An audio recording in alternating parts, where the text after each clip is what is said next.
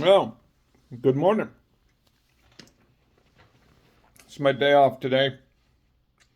I didn't get forced to work.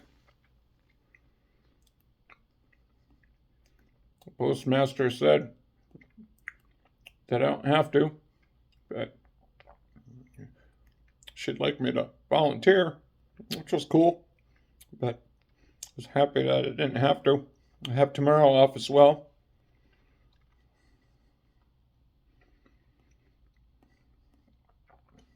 Um, yeah, I like the 5 days, 60 hours. This week, it's definitely a hefty week. Um, felt like I was working miracles all week.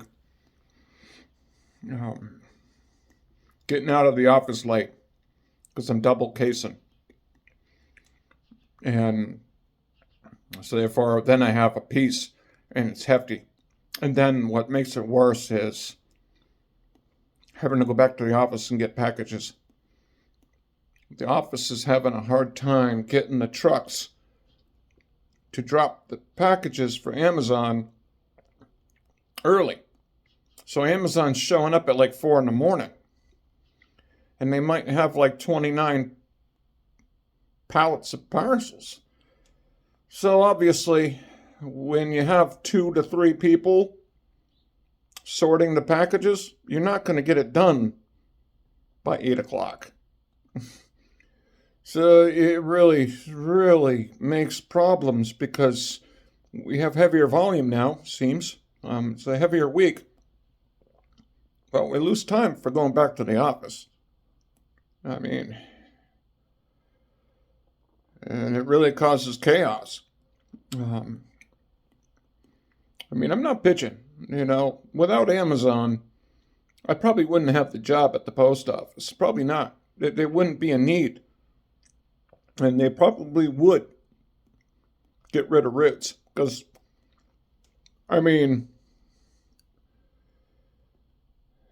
yeah. A lot of the opportunities wouldn't be there. There'd be some routes that you could combine and get it done without hardly any packages. Absolutely. It'd be different. So, life's a dialectic, you got pros and cons. So, you can bitch about Amazon, but I work because of Amazon. But it's at the same time, it's wreaking havoc when we need to get the job done and we can't get the parcels there early enough because time is money. And of course, we're going to have to show up early, which I understand because now volume's going to go up. But the thing that in my mind is we have a 12-hour limit. Well, mail's not going to be ready and be up probably until 9 o'clock. So if we need to be there for 5 in the morning to alleviate packages and deliver packages, which are still being sorted, and then we have a piece to do with the regular route, showing up for 5 o'clock, then that's 3 hours less to do the mail. But yet we still have a piece. So that's what really actually creates the pain is, well, then I'd have to be off the clock by 5. Well, I'm not going to be able to get the mail ready and out until 9 if I'm really good, if I don't have to double case. So then that's like 3 hours less time to do the mail. So I'm not really a fan of showing up early to run the parcels because then it's just I'm getting cut for the time to do the work for the mail. That's not going to be ready by 5 in the morning. So I think it's just best to get done with the mail and the parcels that are ready and then do the package run after you're done with the route rather than cut your mail delivery time by showing up early when the parcels aren't done being sorted anyways. If you know what I mean, that's just my thinking about it. Because really, if you're gonna run packages, cool. Well, they're still being sorted, so then you're still gonna have parcels later that might be for that same street. So then you're just going to the same street again. If you're gonna do the mail first, then you're not necessarily gonna do the same place twice, and then you're gonna save time. And we have finally found some new people. I think actually, now that I'm thinking about it, observing, not that I'm really paying attention to people, but workload capabilities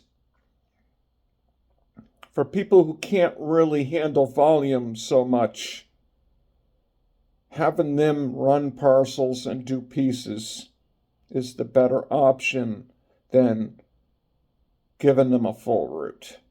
If they're not able to do a full route, they're taking a route and they're barely getting it done in 12 hours, or they're bringing mail back after 12, then just have them run parcels and do pieces of routes and alleviate the package load that way. Is the best option, I think. That's the way that I would do it. Because if they can't do it, they can't do it yet.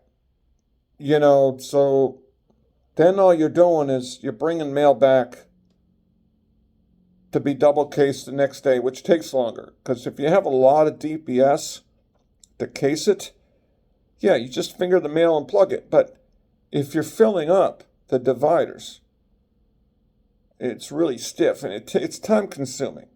And it's collating DPS, you can do it, but then that's going to take longer. So it's a time suck. If I'm going to carry it, I don't do either. I hold both stacks of the DPS in my hand and then carry it that way and not waste time casing it or collating it. I hold both stacks of DPS in one hand, have my spurs in my satchel and my flats in my arm, and just walk the loop. It doesn't really take all that much time, and I save time not having to case it. And then I'm going to prevent myself from having errors when you're casing that much DPS between two addresses. Because oftentimes a divider will have 2 addresses per divider. And you don't really want to miscase. So it's a pain in the ass. Once it gets to that amount of DPS to be cased, it's a pain in the ass. Of course, you do the flats first, and then you run out of, you just don't have the space for the mail. You know what I mean? And it's time consuming.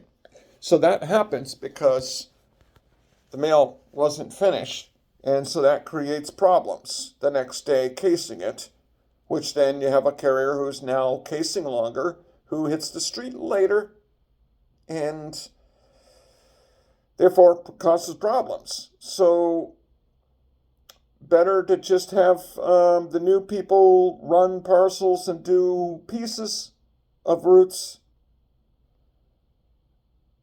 and that's the better way to do it, rather than have them do a full route that they're not going to be able to do and then bring mail back the next day. I think that's the way that if I was running the show, that's the way I would do it. Because that's just, you can gradually get them in. They can then become familiar with the routes as they're doing pieces, and then get better and alleviate the package flow that way, rather than losing all that time to do mail running packages before the time, because you have a 12-hour limit, so you're starting at 5, well, then you have to be off by 5.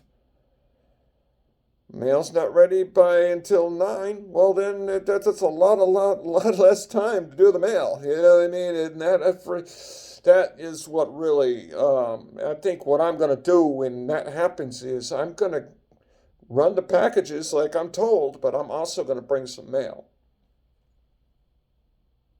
I'm going to grab the flats real quick and early, and I'm going to collate without using the case. And I'm going to have my DPS in my truck as I'm running parcels, and I'm going to take care of some mail at the same time that on the streets that I'm doing the packages. So then when I finally am able on the street, I know that I've alleviated a lot of that mail time, and then I'm truly going to have a head start on the day. Like if I know that there's certain mail deliveries that I know that I can take care of real quick, like a cluster box or something, I might do that. Um, I think that's what I'll do because I don't want to be working the same place twice and thinking, because really, a lot of people that are new, they think, oh, I'm saving time, man.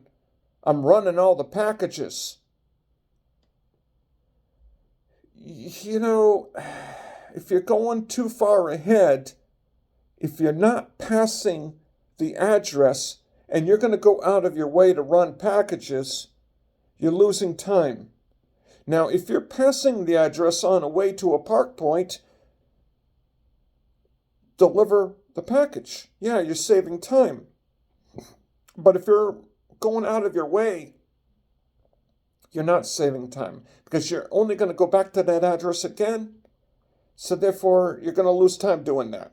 But people, they think it's faster is because once they do that, and now they're carrying the mail, and they don't have the packages, they think it's faster when it's actually just more comfortable. Don't confuse comfortability with speed. And that's the reason why they want to run packages, because it's more comfortable. So they think it's faster. But it's not. It's not any faster. You might as well just not run parcels at the beginning of the day. Seriously. You might as well not do it. For real. Running parcels before, I will stand my ground and say it doesn't really help. You might as well just start as normal, get out of the office as early as you can, come back and load up again when you have to, and then do it that way, and you'll get it done.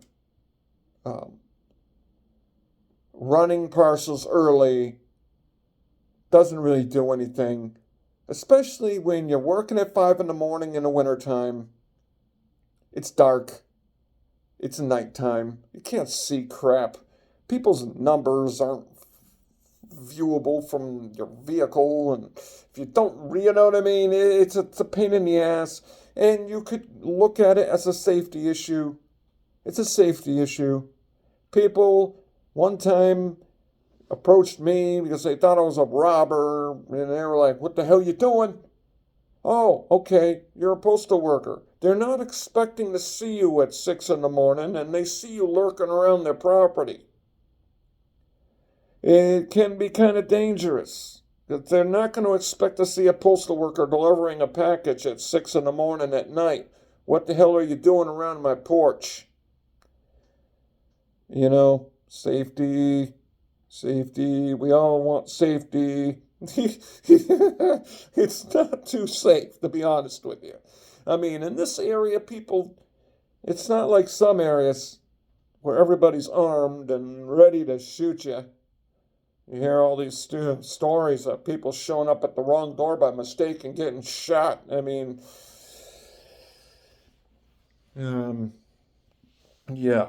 So, I mean, I really don't agree with the idea that we're running parcels earlier because I don't really think it actually improves anything. I don't think it does. It just makes things more comfortable later. That's all it does. But I'm not the boss, so I don't run the show.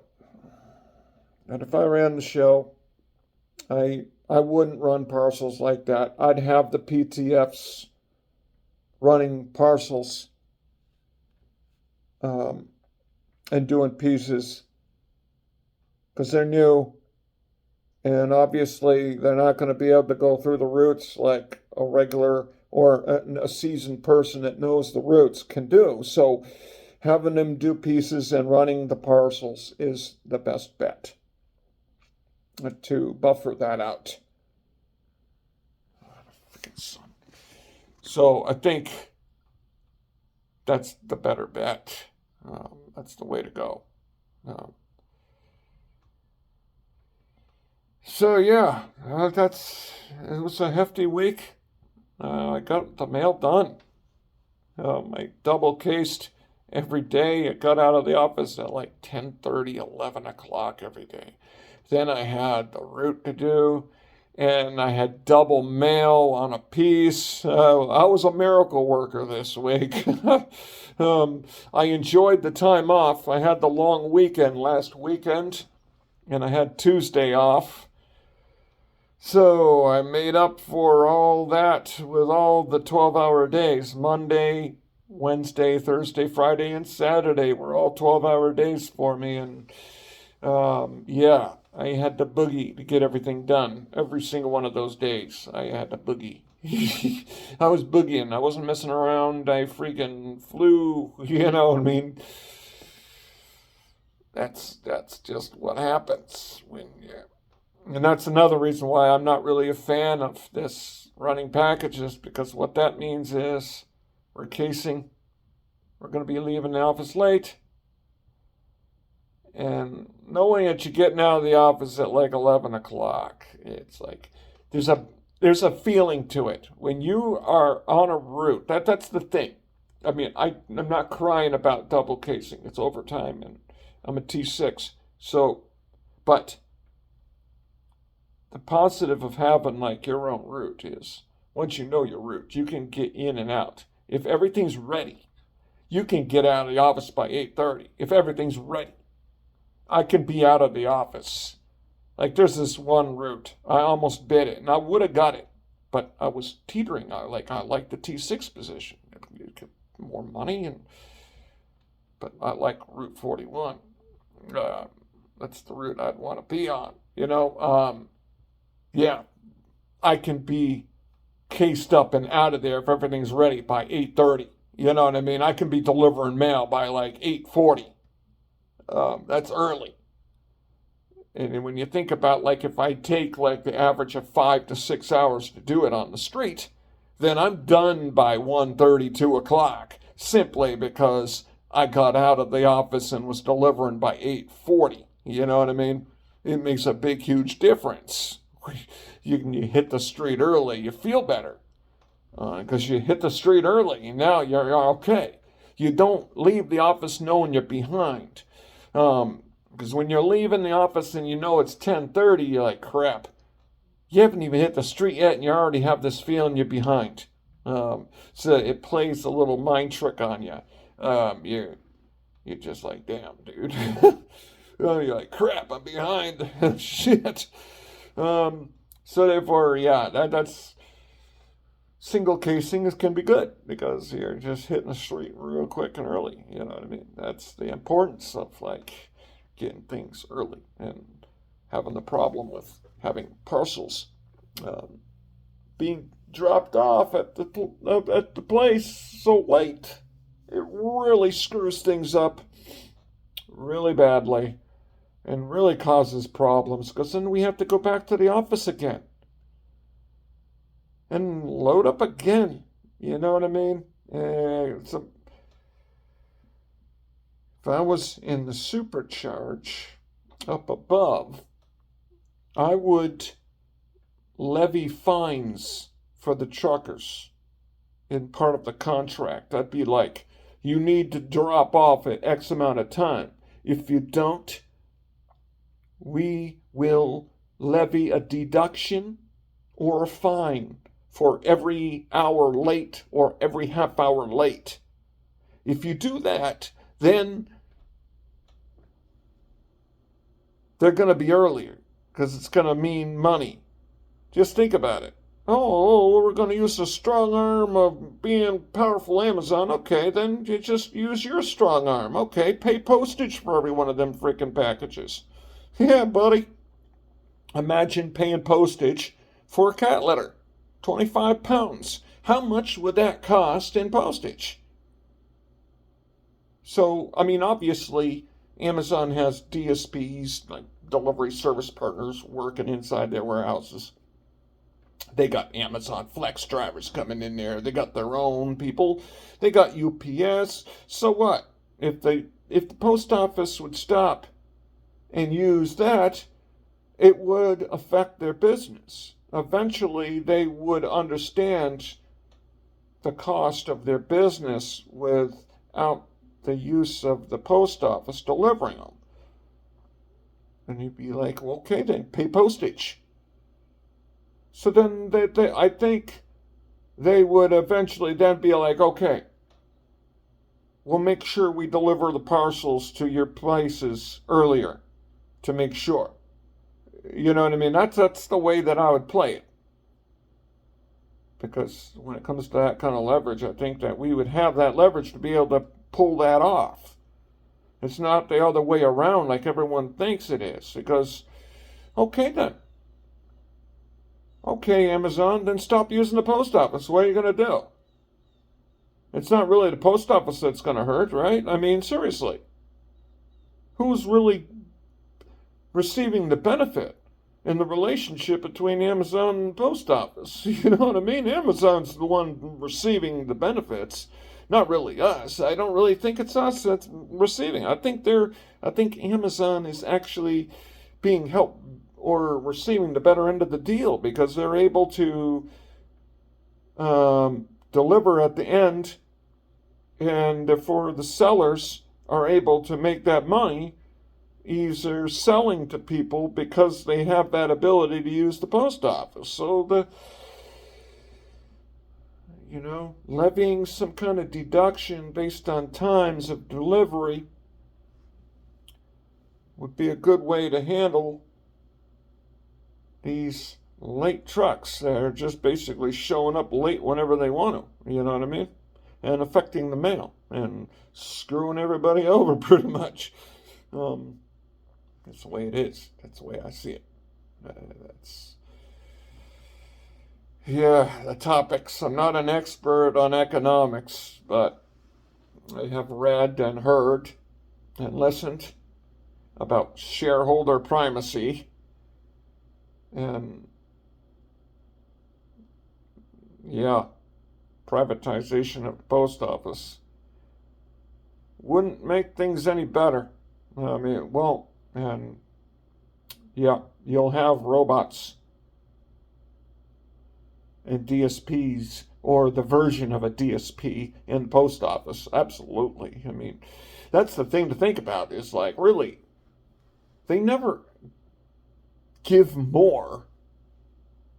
They always take away, right? I mean, look at it. I mean, it's not like as we progress in our workplace culture across everything, like jobs are now going to offer better benefits. They're always going to take away benefits. They're always going to take away your time. They're always going to take away things. They're not going to give you more. You know what I mean? I don't really think it has been that way. I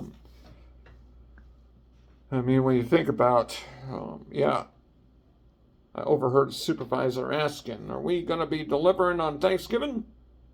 I was blown away when we were delivering on Easter. That's crazy to think about. Like, we're going to lose Thanksgiving now? I mean, that's how they creep in on taking your time away. That no one would think that you're going to receive a package on Thanksgiving back in the day. And now I guess there's an expectation that we're going to be working on a holiday like that. That's crazy. But that's how they creep in. They kind of like gradually creep in on things like that to get you to understand that, well, that's the norm now. You know what I mean? How they can sneak it in. Like Easter. I mean, Easter's a big holiday. But, well, it's not a federal holiday. I don't care. It's a holiday everybody knows across the earth. It's a major to-do holiday. You know what I mean? Easter is huge. I mean, it's a big holiday. I mean, it's crazy. They're like, oh, yeah. And people don't see it that way. I mean, they think I'm crazy when I'm like, baffled. Easter delivery. What the freak? That's crazy. So yeah, that's how they creep it in. Yeah, you lose your Sundays, you lose your holidays, and then before you know it, they creep that in. They have force features. It's almost like a video game where you earn your position here, and then you have all these different powers that you can have, and these people have this kind of power and these kind of things in order to circumvent that power, and what power is better. And I mean, the force feature, being able to force people, you know what I mean, is a real good superpower. I mean, it's almost like, as the hip term, an op feature in a video game. It's op for sure to be hip. I have the op. I can force you because I've exhausted the OTDL. Ha! Now I got the superpower of op, of force. Man, that's just too good of a freaking power, dude. How the hell are you gonna defeat a freaking power of force? You know what I mean? It's too damn good. It's a superpower. You can circumvent a schedule pretty much and force people to work whenever they don't want to work, despite what the schedule says, because you can force. I mean, it's good. It's kind of my humor, like a strategy game that we're playing here at the post office, with rules and circumventing rules. How can we circumvent the system when you really can't circumvent the system? Oh, but you got the union and this, but then at the same time, really, is the union able to do really anything, really? I don't know. I don't really think so, to be honest with you. The really important things that they should be addressing doesn't seem like they're able to address. Like the cost of uniforms. A raincoat is $456. I think I was told that 2 days ago when I spoke to the lady who sells the uniforms. $456 for a raincoat is insane. $140 for a pair of pants. They're so thin. You can see through them. When I'm going to the bathroom and I'm looking down, I can see the floor through my pants. I'm like, holy crap. I can literally see right through the pants. And yet they're $140. And they're the ones without the pocket on the side. I think they go for like $160 for a pair of pants. I understand all the materials and everything need to be sourced in America, they say. But so what? Still. It shouldn't be that price. And you know it. I mean, they should be fighting these things. Now, those are things that are important. We get an allowance of like $550. Well, if you have a pair of pants that cost $138, you can't really clothe yourself for a week, working every day, out in the elements for a week on $550. Okay? You can't. You're going to need to change your clothes because we're out there sweating, walking, avoiding dog crap, and so you're going to need to change your clothes in order to keep your body better. You can't be wearing dirty clothes because then you're going to have all these other problems that are coming with that, right? So, I mean, come on. So, I mean, the force feature needs to be addressed, for sure. Time off is important, obviously. It's definitely a factor. That's why I'm virtually willing to just call out sick on Sundays. I'm thinking about it. I'm not saying I'm going to do that, but I signed up for OTDL and I left out the NS Day. And so that's what I'll argue. I'll be like, my understanding is, hey, I didn't sign up for NS Day. I don't want to work my NS Day. I want to work my OTDL. That's what I signed up for. Well, then if you're going to force me to work my NS day, then why do you have a sheet saying for me to select? That would be my argument. You give us the option to avoid an NS day, and here I am going to be working my NS day, then why do you have the sheet saying so? That would be one of my arguments to avoid working the freaking NS day, is like, okay, that's my understanding. I signed up for what you put a paper up there for every quarter. Work assignment, no preference, OTDL, and NS. And I just chose OTDL. So therefore, I mean, you can say whatever, but you put up a sheet, my choice. That will be my argument. And I'll be willing to take discipline and just argue against the discipline based on that alone. You know what I mean? That's what I'll do, I think. I mean, I'm not going to slack on my work, but I'll just play the system. And then, yeah, if it's aware that other people have done infractions and haven't got fired, well then, calling out on your NS day based on that, well, that's a lesser crime than what other people haven't got fired for. So then you're going to have to argue against that if you try to fire me, right? So, I mean, then I can draw it out a little bit, drag it out. You're not going to get fired immediately. Eventually, you probably get fired by doing that. But then maybe by the time that you get fired, maybe the post office will resolve that issue better and then fix it. And then, therefore, I survive the time period it takes to fire me. And then, therefore, it goes away. And then, therefore, I win. Rather than just quitting over it. You know what I mean? You know, I mean, at the end of the day, it's not like I'm going to be slacking when I'm showing up. I mean, I don't know. I mean, it's just a decision that I refuse to work the NS day. Because my view is a schedule's a schedule. It's kind of like, for me, I see it as almost like a contract. That's a written document. You're saying when my schedule is. And all of a sudden now, willy-nilly, you can freaking change the schedule that you've written down over these special op powers. I mean, I don't know. I mean, what the hell, dude? It really kind of changes what a contract and what stuff is written is. If you can just change it whenever, it kind of makes it a one-directional document where we can't change our opinions. I mean, we can remove ourselves from the list, but it's not like I can, you know what I mean? So, I mean, at the end of the day, I'll eat some shit and just eat shit and take the discipline for not showing up on my NS day.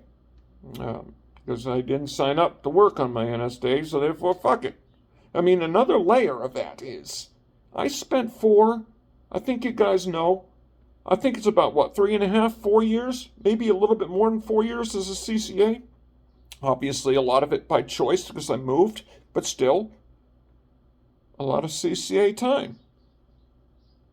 A lot of people, like in my office I'm working now, is a lot of people got converted early. I mean, I don't think a lot of people spent more than a year before getting converted in my office, because naturally they need people, and therefore good conversion. And that's probably the biggest, and I probably should have a short video on that. And I've said it before. The kind of work you want to do, if you receive an offer, you don't have to accept it. And if you decline it, they'll send you another offer. Call the office, go to the office, and ask questions. Like, you know what I mean? Because maybe you don't want to work 12 hours a day, 8 or consecutive because you haven't made regular yet, and you're going to be working 8 in a row or whatever sometime. Well, I mean, I guess they have new rule. PTFs have to get 2 days off a week. I mean, I know when I was a CCA in North Adams, I was working 2.5, like minimum consecutive, and I didn't know when my day off was. So obviously they're trying to make things better about that, and that's good. But if you don't really want the hours, you can get stuck in an office that gives you too many hours. Then you'll be like, damn. But there might be another office it's small, and you have a lot of regulars at this small office that want to be on OTDL, and you won't get that many hours, and you're going to get farmed out to other offices. But if that's the case, then you're not going to get as many hours. Therefore, you might be happier at that office. So do the research before you accept the offer, because it's getting transfers is not the easiest thing to do. Pretty much the way you transfer is you resign and you reapply, and you lose any seniority over that. And that's huge. So doing the research before you accept the position is a good idea. I think that would help a lot of people not be remorseful about accepting the job. Is they didn't research the office. Research the city. Look at the neighborhoods. Look at Google Maps. Then you can see what kind of neighborhoods they are, and then you can kind of envision what kind of mail delivery you're going to have. I know I love like homes that are like 10 yards apart with one mailbox per home, that have nice lawns that you can just cross. Those routes are sweet routes. And you can have a city that has a lot of that. And you're going to love carrying mail in that city. Then you might have a city that has homes that are right beside each other, that have a lot of going inside porches. It's a different kind. It's the same, but it's not. It has a different flow to it. You can have mailroom deliveries. So you can kind of look at that. Look at the Google Maps and see the kind of neighborhoods that there are in the town that you're going to be carrying in. And you can envision like what kind of experience that you're going to have carrying the mail. Also like landscape area. Like North Adams was rough. Some city on a hill, dude. It's a city on a mountain, dude. Mount Greylock's there. I think it's the tallest mountain in Massachusetts. It's steep, and it's like 7.5 miles tall from the bottom to the top. 7.5 miles of nonstop grade. I think it's 9% grade. I think it's good. So naturally, you're gonna be a lot of dead-end streets, a lot of bad roads. You got to think about that. Do you really want to be off-roading with your LLV, riding on notorious roads and weather conditions? So take that into consideration when you're accepting an offer, because some cities nestled in a good area, it's warmer and it's nice and flat, and you have better homes because of more money, and you're going to have a better time carrying mail in that city. So you know what I mean? It will drastically change your perspective, and that's what I'm saying. It's like you can't judge the job based on one office. You really can't. One person can have a really truly shitty experience working at the post office, but it doesn't mean that the whole post office is like that. At the same time, that person's not lying. There are some supervisors who are pieces of shit. You know, they fucking just stupid fucking people, you know. But not every supervisor is like that. So you can't really judge it on one location or one supervisor. But supervisors definitely play a huge role in the attrition in the sentiment and the morality. Yeah, the morale, not morality, but the morale of the workforce. Absolutely. Yeah, but not every supervisor is the same way. Positive reinforcement and positive coaching is important. But based on true effort, honest effort is definitely important. If you put in honest effort and you know someone is, then that's all that matters. It really is the effort that you put forth. So, but some people don't give a shit. And yeah, it sucks to have that because a lot of people suffer because of it. You want to call out sick all the time, go ahead. You know what I mean? If you're sick, you're sick. But if you're not, you're just saying fuck you, then yeah, you're not hurting management. So if they decide not to carry the mail, I get the criticism of that, but I also understand it.